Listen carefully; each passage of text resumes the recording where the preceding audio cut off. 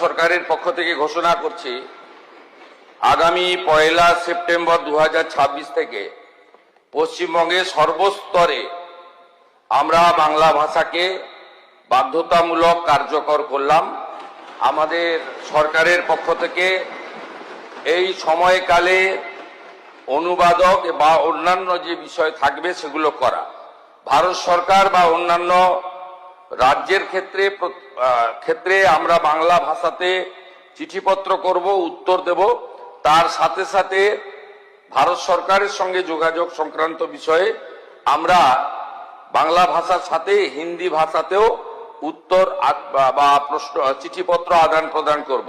কিন্তু এই রাজ্যে সামগ্রিকভাবে সমস্ত সরকারি ক্ষেত্রে 1/9/2026 থেকে বাংলা ভাষাকে, আমাদের মাতৃভাষাকে আমরা এখানে কার্যকর করার সিদ্ধান্ত গ্রহণ করে মাননীয় কেন্দ্রীয় স্বরাষ্ট্র সমবায় মন্ত্রীর যে উপদেশ তাকে আমরা গ্রহণ করার সিদ্ধান্ত